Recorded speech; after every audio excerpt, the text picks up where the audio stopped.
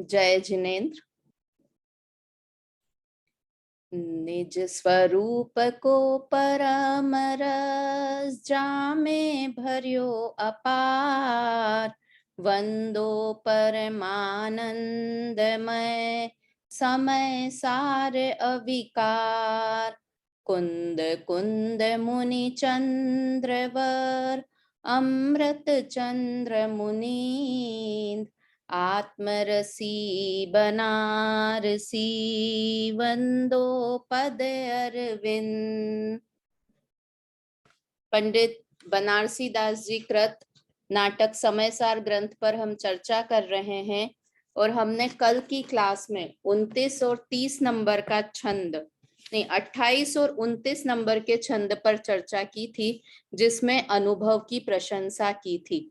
अनुभव की प्रशंसा की थी अर्थात आत्मानुभव। कौन से अनुभव की कल हमने बात तो की थी कि डॉक्टर का एक्सपीरियंस और ये सब, किंतु वास्तव में कौन सा अनुभव हमें करना है, किस चीज को एक्सपीरियंस करना है कि मैं आत्मा हूं, ऐसा विचार करके उसको ही नियम पूर्वक भोलन चलना, उसका नाम है अनुभव करना। तो वो ही हमें करना है। ऐसी बात हमने 28 और 29 नंबर के छंद में देखी। 29 नंबर की जो लास्ट की लाइन थी, एक बार थोड़ी सी 29 नंबर के छंद की चर्चा करके फिर हम आगे की क्लास चालू करेंगे। आज से नया टाइप का ही टॉपिक चालू होगा। ये एक बार 29 नंबर का जो ये आखिरी का छंद था, आखिरी की लाइन थी, उसको जरा सा देख लेते हैं हम। भावार्थ में था ना कि ज्ञानी चारित्र मोह के प्रबल उदय में यद्यपि संयम नहीं लेते, है ना। तो ये लाइन भावार्थ लाइन, अव्रत की दशा में रहते हैं तो भी कर्म निर्जरा होती है। मतलब अव्रती है चौथे गुण स्थान वर्ती, किंतु फिर भी उसे कर्मों की निर्जरा हो रही है। अर्थात विषय आदि भोगते चलते फिरते और बोलते चालते हुए भी उनके कर्म झड़ते हैं, है ना। जो परिणाम समाधि योग आसन का मौन का है, वही परिणाम ज्ञानी के विषय भोग चलन फिरन और बोल चाल का है। सम्यक्त्व की ऐसी ही अटपटी महिमा है। मतलब ये वाली शैली जो है वो सिर्फ समयसार ग्रंथ में ही देखने को मिलती है कि ज्ञानी के भोग भी निर्जरा के कारण हैं।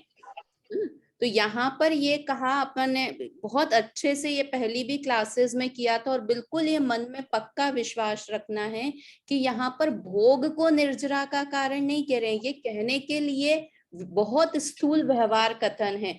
वास्तव में निर्जरा का कारण क्या है कि जो उसे आत्मा का अनुभव हुआ है, जो सम्यक दर्शन हुआ है, जो अनंतानुबंधी कषाय का अभाव हुआ है, उस अभाव, वो अभाव ही निर्जरा का कारण है। मतलब एक साथ दो चीजें उसको चल रही है, एक तो आत्मानुभूति भी है और दूसरा विषय भोग भी भोग रहा है। पर वो आत्मानुभूति का वजन इतना ज्यादा है कि उसके कारण कर्मों की निर्जरा बहुत सारी हो रही है, कर्म निर्जरित बहुत सारे हो रहे हैं, और जो ये विषय भोग भोग रहे हैं वो तल्लीनता पूर्वक नहीं कर रहे हैं। तो उसके कारण जो कर्म बंध हो रहा है वो कर्म बंध बहुत कम हो रहा है। तो जो कम हो रहा है उसे गौण करते हुए क्या कह दिया कि सम्यक दृष्टि जीव को निर्जरा ही हो रही है। हमें वो बाहर में दिख रहा है विषय भोग भोगते हुए, किंतु उसे उस विषय भोग का राग नहीं है, है ना। इसलिए यहाँ पर ये बार बार कह रहे हैं कि वो समाधि, जो मौन करके, जो समाधि करके जो फल मिलता है वो सम्यक दृष्टि को आराम से मिल रहा है, क्योंकि उसे सम्यक दर्शन है। ये सम्यक दर्शन की महिमा है, अनुभव की महिमा है। ऐसा 28 और 29 नंबर के छंद में बताया। आज से हमें नया प्रकरण स्टार्ट हो रहा है यहाँ पर, वो है परिग्रह का। परिग्रह के विशेष भेद कथन करने की प्रतिज्ञा। तो ये 30, 31, 32, 33, 34, 35, 35 नंबर तक के छंद में, मतलब 6 छंदों में परिग्रह से संबंधित चर्चा करेंगे। अब हम कहेंगे ये समय सार में बीच में परिग्रह की बात कहाँ से आ गई। कोई 5 पाप का प्रकरण चल रहा हो तो समझ में आता है कि आपने हिंसा, झूठ, चोरी, कुशिल की बात कर दी और अब परिग्रह की बात कर रहे हैं।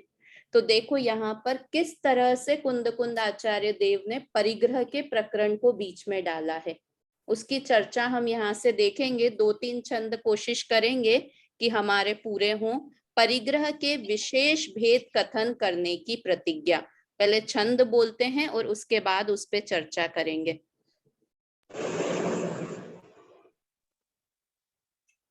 आत्म स्वभाव पर भाव की न परिग्रह में रयो है, ऐसे विवेक दान परिग्रह राग ताको त्याग हालो समुच्च रूप कयो है। अब नित्य पर भ्रम दूरी करी वे के काज गुरु उपदेश त्याग परिग्रह को विशेष अंग कही वे उद्यम उदार है ना। देखो सबसे पहले अपन यहाँ पे ये देखते हैं कि परिग्रह कहते किसे हैं। सबसे पहले अपन ने पिछली क्लास के छंदों में भी परिग्रह शब्द तो डाला था बनारसी दास जी ने, है ना। अपन ने पिछली क्लास में भी परिभाषा देखी थी कि हम भाग 3 में पढ़ के आए हैं। क्या परिभाषा? रुपया, पैसा, मकान आदि जोड़ना, जोड़ने का भाव करना और उसे अपना मानना परिग्रह है। तो हम क्या करते हैं, उसे अपना मानना वो वाली लाइन छोड़ देते हैं और रुपया पैसा इकट्ठा करना उसका नाम परिग्रह समझते हैं, है ना। अपनी जनरल यही टेंडेंसी अपन ने पिछली क्लास में भी कि अगर ऐसा हो कि जिसके पास ज्यादा पैसा है वो परिग्रह ही है, तो गरीब को तो 5 पाप में से 5वां पाप खत्म ही हो जाएगा, क्योंकि उसके पास तो रुपया पैसा है ही नहीं। और जो तीर्थंकर आदि का जन्म होता है वो तो राजघराने में होता है। शांतिनाथ, कुंथुनाथ, अरहनाथ तो चक्रवर्ती भी थे, तो वो सबसे बड़े पापी हो जाएंगे। क्यों? क्योंकि उन्हें तो 6 खंड का परिग्रह है। तो परिग्रह का नाम सिर्फ रुपया पैसा होना, उसका नाम परिग्रह नहीं है। ये तो हमने सामान्य चर्चा की थी। देखो परिग्रह शब्द के 2 अर्थ होते हैं। एक नया अर्थ ये कुंद आचार्य देव ने निकाला। 2 अर्थ। पहले परिग्रह शब्द 2 शब्दों से बना है, परि और ग्रह। परि का अर्थ होता है पर द्रव्य और ग्रह मतलब ग्रहण करना। पर द्रव्य को ग्रहण करना उसका नाम परिग्रह है। ठीक है। अब मैं वास्तव में बेला भाभी पर द्रव्य को ग्रहण कर सकता हूं। ये पेंसिल मैं ग्रहण कर सकता हूं कि ये पेंसिल हमेशा मेरी ही रहे, कि पर वस्तु में तो वास्तव में तो मेरे में और पर द्रव्य में अत्यंत अभाव है। एक द्रव्य दूसरे द्रव्य को ग्रहण ही नहीं कर सकता। तो यहाँ तो कहा पर द्रव्य परिग्रहण, पर द्रव्य को ग्रहण करना। तो कहाँ पर ग्रहण करना? कि अपने मोह में ग्रहण करना, कि ये मेरे हैं ऐसा मानना, उसका नाम परिग्रह है। ठीक है, पहला अर्थ समझ में आया। परि और ग्रह। परि मतलब ग्रहण, परद्रव्य, और ग्रह मतलब ग्रहण करना। तो ग्रहण करना मतलब हाथ से ग्रहण नहीं करना, अपने मन में ग्रहण करना, अपने मोह में ग्रहण करना, उन्हें अपना मानना, वो परिग्रह है। ठीक है, जनरल में ये परिग्रह का अर्थ चलता है। और कुंद आचार्य ने जो एक परिग्रह लिखा वो इतना अच्छा लिखा। परि मतलब चारों ओर से। परि का अर्थ उन्होंने क्या लिखा? चारों ओर से। और ग्रही मतलब ग्रहण करना। चारों ओर से ग्रहण करना उसका नाम परिग्रह है ना। तो उसमें जो उन्होंने मतलब मुझे बहुत अच्छी लगी ये गाथा, गाथा नंबर 207, उसी का ही ये कलश अपन यहाँ पर पढ़ रहे हैं। तो मूल गाथा कुंद आचार्य देव की क्या है, मैं यहाँ से रीड करती हूँ। मतलब मजा आ जाएगा आपको सुन के कि अरे ऐसा भी अर्थ हो सकता है। देखो क्या गाथा है। आत्मा ही आत्मा का परिग्रह यह जान कर, पर द्रव्य मेरा है बताओ कौन बुध ऐसा कहे। इसका अर्थ क्या है? अपने आत्मा को ही नियम से अपना परिग्रह जानता है। कौन? ज्ञानी जीव।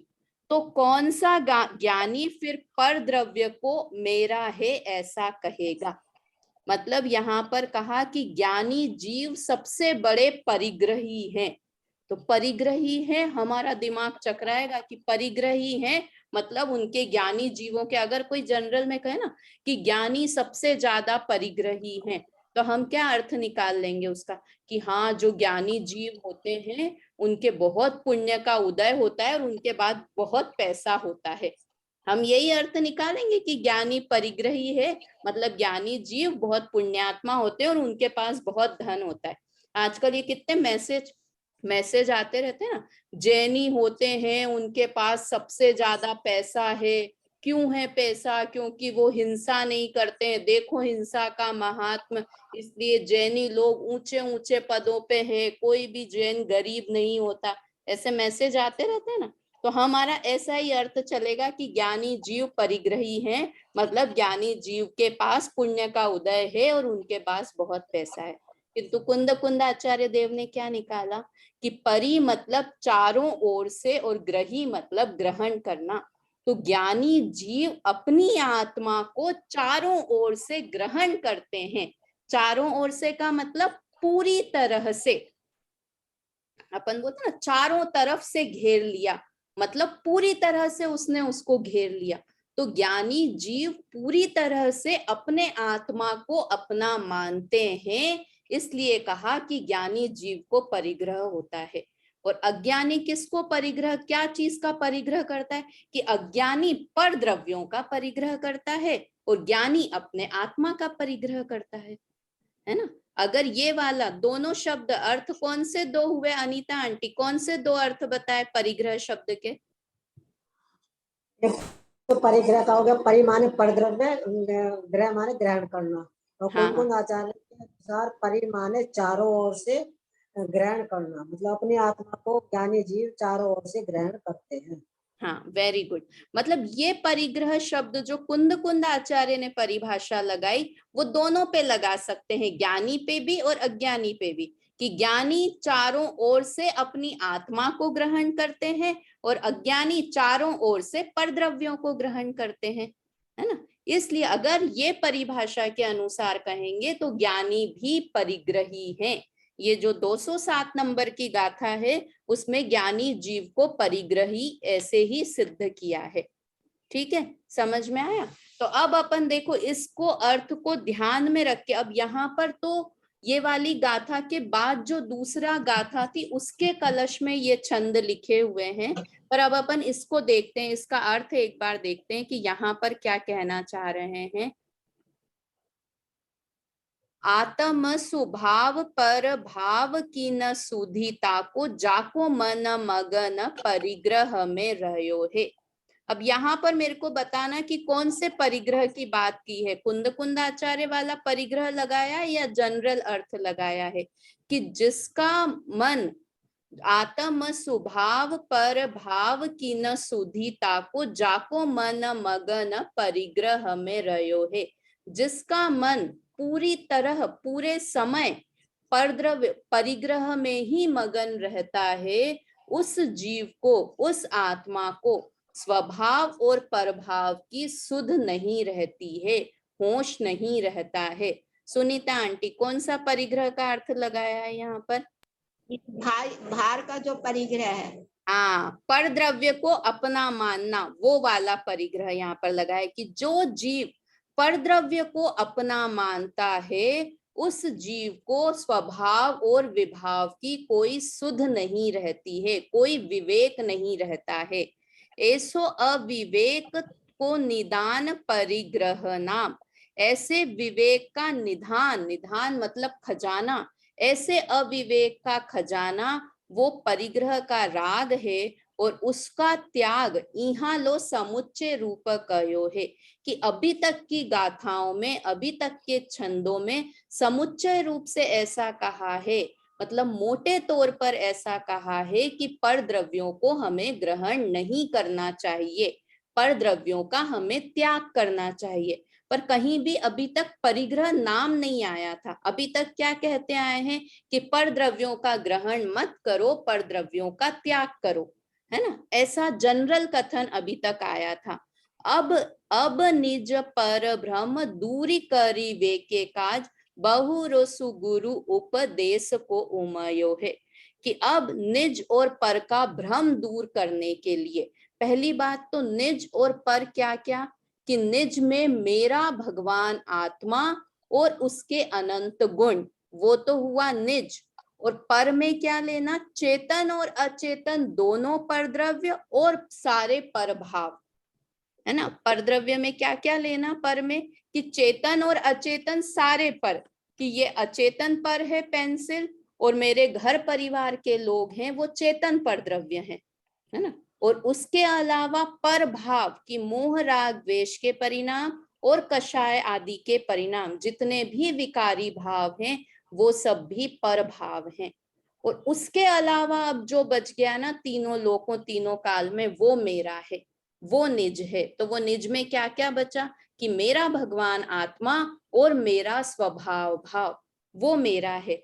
तो अब निज और पर का भ्रम दूर करने के लिए श्री गुरु उपदेश दे रहे हैं। क्या करने का, परिग्रह त्याग, परिग्रह को विशेष अंग, कही वे को उद्यमी उदार लह लयो है।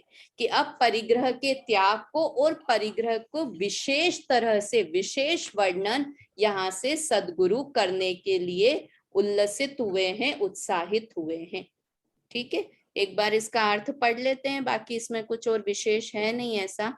अर्थ पढ़िए मम्मी, पढ़ो इसका अर्थ 30 नंबर के छंद का। 1 मिनट। जिसका चित्त परिग्रह में रमता है उसे स्वभाव प्रभाव की खबर नहीं रहती, इसीलिए परिग्रह का प्रेम अज्ञान का कोष ही है। उसके त्याग का यहाँ तक सामान्य रीति से समुच्चय रूप कथन किया है।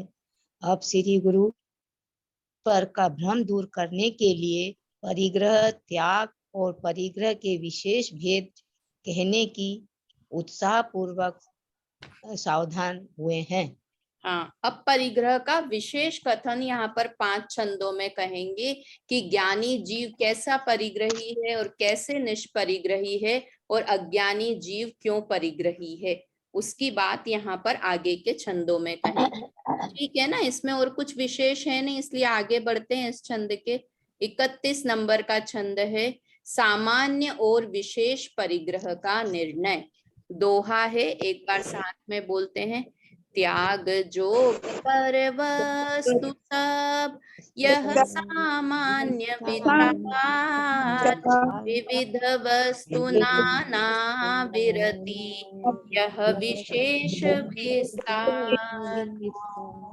क्या कहा, त्याग योग पर वस्तु सब, कि जितनी भी त्याग करने योग्य पर वस्तुएं हैं, पर वस्तुएं मतलब अभी अपन ने बात की कि आत्मा के अलावा जितने भी, सिर्फ पर द्रव्य नहीं लेना है, पर भावों को भी लेना है ना। अपन सिर्फ पर द्रव्यों पे ही अटकते हैं, किंतु पर द्रव्य और पर भाव वो सब पर वस्तु हैं। यह सामान्य विचार, कि एक मोटे तरीके से अभी तक की गाथाओं में कि मुझे परद्रव्य त्यागने योग्य है, ऐसा कथन आया था।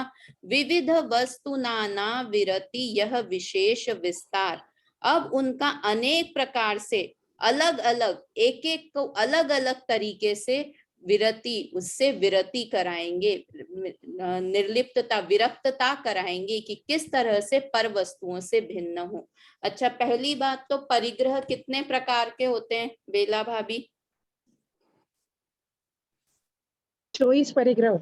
हाँ, कौन कौन से? 24 अंतरंग और बहिरंग परिग्रह। अंतरंग और बहिरंग। बहिरंग है ना। अंतरंग परिग्रह 14 प्रकार का और बहिरंग परिग्रह 10 प्रकार का। जिसको हमको विशेष जानना हो तो ये 24 तीर्थंकर की स्तुति जो दादा ने लिखी है वो बहुत अच्छी लिखी है, एक एक परिग्रह का उसमें नाम आया है। तो सबसे पहला अंतरंग परिग्रह कौन सा है अनीता आंटी, कौन सा? मिथ्यात्व। सबसे बड़ा परिग्रह क्या है? मिथ्यात्व। तो यहाँ पर जो विशेष कथन करेंगे वो मिथ्यात्व परिग्रह को ध्यान में रखकर करेंगे, है ना। कि क्या विशेषता, कि हमने मोह के कारण पर वस्तु को अपना मान रखा है, मोह का परिणाम है, वो ही वास्तव में परिग्रह है। एक बार कोई मुझे पूरे अंतरंग 14 परिग्रह का नाम बता सकता है? मैं बताऊं क्या? हाँ बताइए, सुनीता आंटी बताइए। मिथ्यात, क्रोध, मान, माया, लोभ, 4 ये कसाय, और फिर हास्य, रति, अरति, शोक, भय, जुगुप्सा, स्त्रीवेद, पुरुषवेद और नपुंसक वेद। Very 9 good. प्रकार। और 10 प्रकार के बहिरंग परिग्रह पूर्णिमा आंटी? हाथी, घोड़ा, धन, धान्य, हाँ एक वास्तु, हिरण्य, पूर्णिमा आंटी बता रही है। हाँ क्षेत्र, वास्तु, हिरण्य, सुवर्ण, धन, धान, दासी, दास्य, कुप्य और वस्त्र। हाँ ये सब बहिरंग परिग्रह हैं। तो अब हम कभी भी क्या करते हैं, मैं इसलिए बोल रही हूँ कि अगर जैसे ही हमने पढ़ा कि जब हम सामान्य रूप से परिग्रह की बात कहेंगे तो हमको क्या लगता है कि जनरल परिग्रह, और विशेष बोलेंगे तो लगता है अब कुंद आचार्य इन 24 प्रकार के परिग्रह की चर्चा करेंगे। सामान्य और विशेष का क्या अर्थ होता है कि सामान्य यानी पूरी तरह से बोलना, विशेष मतलब उसके भेद प्रभेद करना। किंतु यहाँ पर कुंद आचार्य ऐसा अंतरंग और बहिरंग परिग्रह ऐसे भेद की चर्चा नहीं करेंगे। वो मिथ्यात्व पर ही विशेष रूप से, देखो ये अभी जैसे आंटी ने भी बोला ना, तो अभी उसको बोला विशेष की जो तत्वार सूत्र का सूत्र है, सूत्र से कोई भी चीज याद कर लो तो आपको बहुत अच्छे से याद रहती है। अब ये सूत्र आता है इसमें परिग्रह के लिए क्या सूत्र आता है तत्वार सूत्र में? अनीता आंटी क्या सूत्र आता है परिग्रह की परिभाषा? मूर्छा परिग्रह। मूर्छा परिग्रह।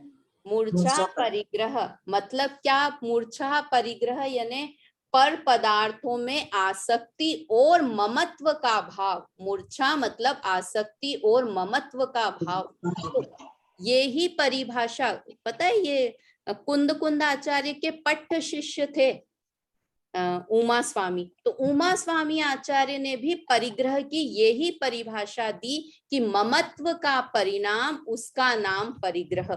और हम जो बचपन से सुनते आए हैं परिग्रह, वो बिल्कुल ही अलग परिभाषा, मतलब वो ममत्व का परिणाम, राग का परिणाम, वो तो हमने छोड़ दिया और रुपए पैसे तक ही परिग्रह की बात रह गई, है ना। तो उन्होंने भी, गद्दपिच्छ उमा स्वामी ने भी ममत्व को ही परिग्रह बोला है। और वास्तव में परद्रव्य का ग्रहण तो जीव कर ही नहीं सकता है, किंतु सिर्फ ऐसा मानना कि परद्रव्य मेरे हैं, इसका नाम ही परिग्रह है ना। हमने परद्रव्यों को अपनी मान्यता में ही अपना मान रखा है और हम अपनी मान्यता में ही परद्रव्य को अपना मानना छोड़ सकते हैं।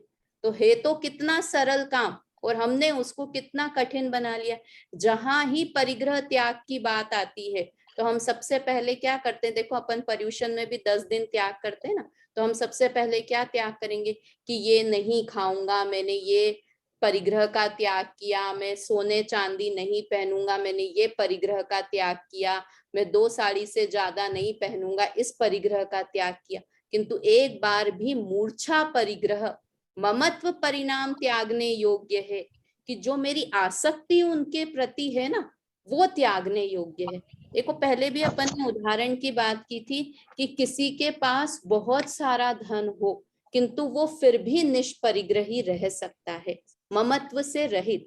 जैसे अपन तो लौकिक भाषा में भी बात करें ना कि किसी का अगर 1 रुपया भी घूम जाए और वो बहुत आकुलित हो जाए, बहुत छोटी सी चीज घूम जाए और बहुत आकुलित हो जाए, और किसी की बहुत बड़ी चीज घूम जाए और फिर भी वो आकुलित नहीं हो, क्योंकि ये उसके ममत्व को दिखाता है कि उसको इतना राग है। जैसे गरीब को अपन कह रहे हैं ना, गरीब को एक पोटली उसके पास गंदे से कपड़े की हो किंतु उसको वो छाती से लगा के रखे कि ये मेरा, ये मेरा, ये मेरा, ना।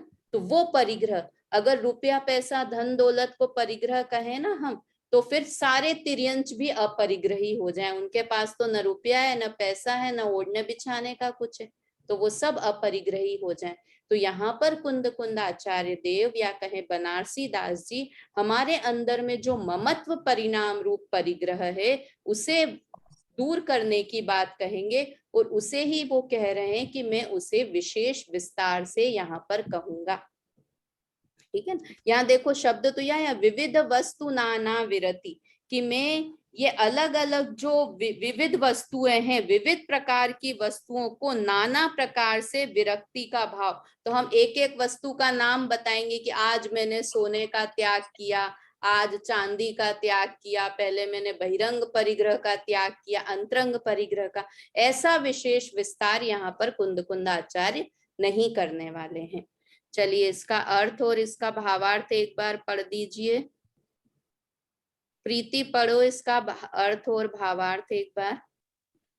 हाँ, अपने आत्मा के सिवाय अन्य सब चेतन अचेतन पर पदार्थ त्यागने योग्य हैं, यह सामान्य उपदेश है, और उनका अनेक प्रकार से त्याग करना यह परिग्रह का विशेष त्याग है। भावार्थ, मिथ्यात्व, राग, द्वेष आदि 14 अंतरंग परिग्रह और धन धान्य आदि 10 बाह्य परिग्रह, इन सब का त्याग सामान्य त्याग है, और मिथ्यात्व का त्याग, अव्रत का त्याग, कषाय का त्याग, कुकथा का त्याग, प्रमाद का त्याग, अभक्ष्य का त्याग, अन्याय का त्याग आदि विशेष त्याग है। हाँ, देखो यहाँ पर फिर भी विशेष त्याग में इन्होंने भावार्थ में इतनी चर्चा कर दी, किंतु कुंद आचार्य तो ऐसे ये सब विशेष के त्याग भी नहीं करेंगे कि अव्रत का त्याग करना, अभक्ष का त्याग करना। पूरा समय सार ग्रंथ पढ़ लेना, एक जगह अभक्ष का नाम भी नहीं आएगा। ये बात नहीं कहेंगे कि अनीता आंटी आप रात्रि भोजन मत करो। एक जगह भी उपदेश है समय सार में कि आलू नहीं खाना चाहिए, आलू में बहुत जीव होते हैं, कि वो ऐसा समझते हैं कि जो समय सार ग्रंथ पढ़ रहा है, या समझो जैनी होते ही ऐसे हैं कि जिन्हें अभक्ष आदि का त्याग पहले से ही हो, वो ही व्यक्ति ये समय सार ग्रंथ पढ़ने के योग्य व्यक्ति है, वो ही योग्य पात्र है समय सार ग्रंथ पढ़ने का। तो यहाँ पर तो विशेष में इतना विस्तार किया, किंतु यहाँ पर मुख्य रूप से मिथ्यात्व का त्याग, उसे ही यहाँ पर परिग्रह का त्याग, इस पूरे जो हमने आज पूरी बात पढ़ी उसका ये सार यहाँ पर आगे निकालेंगे कि मिथ्यात्व का त्याग करना, उसी का नाम वास्तव में परिग्रह का त्याग करना है। ठीक है, ऐसे परिग्रह को यहाँ पर इस निर्जरा द्वार में बीच में इस तरह से कुंद आचार्य ने लिया है। ठीक है, आगे का छंद पढ़ते हैं, 32 नंबर का छंद। देखो ये बहुत अच्छा है, देखो यही जो अपन चर्चा कर रहे हैं, परिग्रह में रहते हुए भी ज्ञानी जीव निष्परिग्रही हैं। क्या लिखा? परिग्रह में रहते हुए भी ज्ञानी जीव निष्परिग्रही हैं। किसकी याद आती है? भरत चक्रवर्ती की। क्या शब्द आता है उनके लिए? भरत जी घर में वैरागी, है ना? भरत जी घर में वैरागी, मतलब घर में रहते हुए भी, मतलब परिग्रह में रहते हुए भी, घर में रहते हुए भी मतलब परिग्रह में रहते हुए भी ज्ञानी जीव, मतलब भरत चक्रवर्ती, अपन उदाहरण के लिए कि भरत चक्रवर्ती निष्परिग्रही हैं, घर में रहते हुए भी घर से विरक्त हैं ना। कहानी सबने सुनी हुई है, किंतु फिर भी एक बार अपने प्रकरण में आइए तो सुनी लेते हैं वापस से। कहानी तो जितनी बार सुनो मजा आता है उतनी बार। क्या है कि उनसे पूछा कि सब लोग कहते हैं भरत चक्रवर्ती को कि आप घर में रहते हुए भी घर से विरक्त रहते हो, ऐसा कैसे हो सकता है ना? तो उन्होंने क्या कहा, उस आदमी के हाथ में एक कटोरा दिया, पूरा घी से लबालब भरा हुआ एक दीपक दिया, और वो दीपक जलता हुआ था, है ना, और पूरा भरा हुआ, दीपक नहीं था सॉरी, कटोरा ही था, पूरा ऊपर तक घी से भरा हुआ था। और क्या कहा, इस पूरे महल को मेरे घूम के आओ, बहुत अच्छे से देख के आओ, और जो जो तुम चीजें मांगोगे वो सब मैं तुम्हें दे दूंगा। पूरा महल अच्छे से देखना, जो तुमको अच्छा लगेगा वो तुम्हें दे दूंगा, किंतु एक शर्त है कि इस घी के कटोरे में से एक बूंद भी घी बाहर नहीं गिरना चाहिए। तेल का बोलो जी, तेल का घी हाँ, तो जम जाएगा तो तेल का घी, सही है, तेल का कटोरा, तेल घी तो धस जाएगा, जम जाएगा तो कहाँ से गिरेगा, तेल का कटोरा, है ना। और अगर एक बूंद भी गिरा तो ये तुम्हारे पीछे सिपाही घूम रहे हैं, ये तुम्हारी गर्दन वहीं पे खट से अलग कर देंगे, इसलिए इसमें से तेल निकलना नहीं चाहिए। अब वो पूरा 3, 4, 5 घंटे में पूरा महल घूम के आ गया, अब भरत चक्रवर्ती ने कहा, बताओ तुमने क्या क्या देखा महल में, क्या क्या तुम्हें अच्छा लगा, क्या क्या तुमने देखा। कि मैंने पूरा महल घूमा किंतु फिर भी पूरा महल देखा नहीं। क्यों? देखा भी और नहीं भी देखा। ऐसा कैसे? देखा भी और नहीं भी देखा कि देखा तो किंतु विरक्त भाव से देखा। कैसा देखा? देखा तो किंतु विरक्त भाव से देखा कि मेरा पूरा ध्यान उस तेल के कटोरे पे था, इसलिए मैं देखते हुए भी नहीं देखा। तो भरत चक्रवर्ती ने कहा, ठीक ऐसा ही मेरा है कि घर में रहते हुए भी मैं घर में नहीं रहता, क्योंकि मेरा पूरा ध्यान अपने आत्मा पर है। देखने वाले को क्या लगेगा कि वो महल घूम रहा है, देखने वाले को लगेगा कि ज्ञानी परिग्रह ये भोग भोग रहा है, किंतु वास्तव में उनके अंदर में क्या चल रहा है वो स्वयं ज्ञानी ही समझते हैं। तो ये ऐसी बात ही यहाँ पर है कि परिग्रह में रहते हुए भी ज्ञानी जीव निष्परिग्रही हैं। एक बार ये छंद बोलते हैं, फिर इसका अर्थ बोलेंगे। चौपाई है, पूरब कर्म उदय रस भूंजे, ज्ञान मगन ममतान प्रयुंजे, उर में उदासीनता लहिए, यो बुध परिग्रहवंतन कहिए। देखो, पूर्व कर्म उदय रस भूंजे, पूर्व कर्म के उदय में, पूर्व कर्म का उदय ज्ञानी को भी होता है और अज्ञानी को भी होता है। तो पूर्व कर्म के उदय में रस भूंजे मतलब कर्मों का बहुत फल वो भोगते हैं। ये ज्ञानी भी भोगते हैं और अज्ञानी भी, सबको आते हैं। किंतु ज्ञानी क्या करते हैं? ज्ञान मगन ममतान प्रयुंजे, कि ज्ञान में मग्न रहते हैं और उसकी ममता नहीं करते हैं। किसकी ममता नहीं करते हैं? कि जो पूर्व के कर्म के उदय में जो जो सामग्रियां प्राप्त हुई, उन सामग्रियों में ममता भाव नहीं करते हैं। ममता यानी मिथ्यात्व भाव नहीं करते हैं। मिथ्यात्व भाव नहीं करते हैं अर्थात उन्हें अपना नहीं मानते हैं। कर्म के उदय में जैसे भी संयोग प्राप्त होते हैं, उन संयोगों को ज्ञानी अपना नहीं मानते हैं, उनमें ममता नहीं करते हैं। ज्ञानी ऐसा करते हैं, मतलब समझदार जीव ऐसा करते हैं। देखो, कर्म के उदय को कोई भी नहीं रोक सकता, है ना। पार्श्वनाथ मुनिराज को भी कर्म का उदय आया और उन्हें भोगना पड़ा। आदिनाथ मुनिराज को भी आया। तो कर्म का उदय जो रस कर्म देंगे, जो कर्म का फल है, उसे तो ज्ञानी अज्ञानी कोई नहीं बदल सकता। किंतु जो फल आया उसमें कैसे परिणाम करना, ये ज्ञानी और अज्ञानी जीव में बंटवारा करते हैं। कितनी अच्छी बात, क्या बात कही कि ज्ञानी और अज्ञानी का बंटवारा इससे नहीं है कि उसे कैसे कर्म का उदय आया और इसे कैसे कर्म का उदय आया, वो तो दोनों को समान रूप से आया। किंतु ज्ञानी उस कर्म के उदय में ममता नहीं करते हैं या मिथ्यात्व नहीं करते हैं कि अरे मुझे ऐसा कर्म का उदय क्यों आया, मुझे बुरा उदय क्यों आया, अच्छे संयोग क्यों मिले, बुरे संयोग क्यों मिले, ऐसा मेरे साथ ही क्यों होता है। ये सब मान्यताएं समझदार जीवों की नहीं होती है। ये सब अज्ञानी जीव उसमें ममत्व करता है कि ऐसा कर्म का उदय क्यों आया या मैं इन कर्म के उदय का करता। उर में उदासीनता लहिए, ज्ञानी जीव अपने हृदय में वो जो कर्म के उदय में जो संयोग मिलते हैं उसमें उदासीनता विरक्ति भाव धारण करते हैं। इस यो बुध परिग्रहवंत न कहिए, इसलिए बुध मतलब ज्ञानी जीव परिग्रही नहीं कहलाते हैं। तो शॉर्ट में बोलें तो ज्ञानी परिग्रही क्यों नहीं कहलाते? एक शब्द में कौन उत्तर दे सकता है? बेला भाभी, ज्ञानी परिग्रही क्यों नहीं कहलाते हैं? जल्दी, क्विक क्वेश्चन आंसर। उदासीन रहते हैं उससे। हाँ, और क्योंकि उन्हें ममता नहीं होता पर वस्तु से। ममता नहीं करते। पर द्रव्य में जो मेन कारण है परिग्रह का, मिथ्यात्व, ममता यानी ममता की भी जगह मिथ्यात्व शब्द बोलते ना तो ज्यादा अच्छा था। मिथ्यात्व भाव नहीं करते परिग्रह में, इसलिए ज्ञानी जीव निष्परिग्रही रहते हैं। है ना। परिग्रह का सबसे बड़ा पहला भेद ही, इसलिए अपन ने, मैंने 14 भेद के नाम पूछे थे कि सबसे बड़ा जो मिथ्यात्व नाम का परिग्रह है, उल्टी मान्यता का परिग्रह है, वो ज्ञानी जीव नहीं करते। तो सबसे बड़ा वाला 24 परिग्रह में सबसे बड़ा वाला ना परिग्रह जो था, उस परिग्रह को ज्ञानी ने छोड़ दिया है।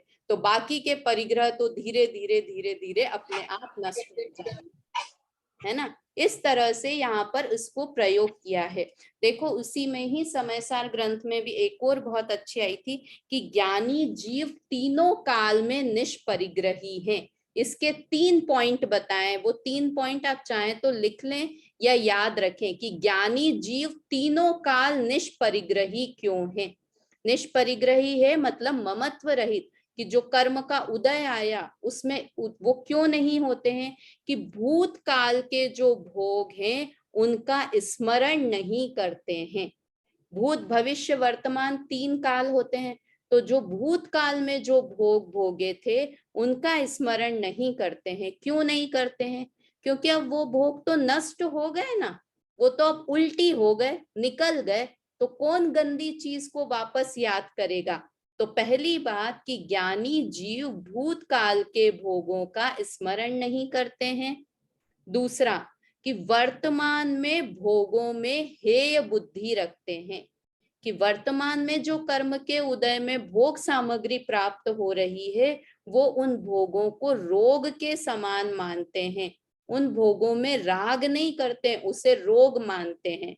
तो भूतकाल में भी परिग्रह को अपना नहीं माना, वर्तमान में ऐसा मानते हैं कि ये मेरे करने योग्य, मेरे भोगने योग्य नहीं है, विरक्त पने से उन भोगों को भोगते हैं, इसलिए वर्तमान में भी भोगों में हेय बुद्धि है। और तीसरा कि भविष्य के भोगों की वांछा नहीं करते हैं, कि मैं जो ये ऐसा निदान, कि मैं जो ये ऐसे पुण्य भाव कर रहा हूँ इससे मुझे भविष्य में भी भोग सामग्री मिले, क्योंकि भोगों में हेय बुद्धि है इसलिए उन भोगों की भविष्य में भी वांछा नहीं करते हैं। इसलिए ज्ञानी तीनों कालों में निष्परिग्रही हैं ना।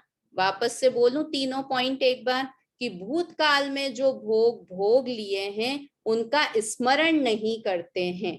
दूसरा, वर्तमान के भोगों में हेय बुद्धि रखते हैं। और तीसरा, भविष्य के भोगों की इच्छा नहीं करते हैं, इसलिए ज्ञानी तीनों काल में निष्परिग्रही हैं, है ना। भोगों की कहें या कहें 5 इंद्रियों के विषयों की इच्छा नहीं करते हैं, इसलिए ये 5 परिग्रह, वैसे 5 इंद्रिय के विषय भोग, इनको भोगना वही परिग्रह है, इसलिए ज्ञानी तीनों काल में सदैव ही निष्परिग्रही है। और चौथा यहाँ सबसे मूल जो कारण बताया कि वो परिग्रह में ममता नहीं करते हैं, परिग्रह में कहें या पर द्रव्यों में ममत्व नहीं करते हैं, इसलिए ज्ञानी निष्परिग्रही हैं। ठीक है, तो इस तरह से ये हम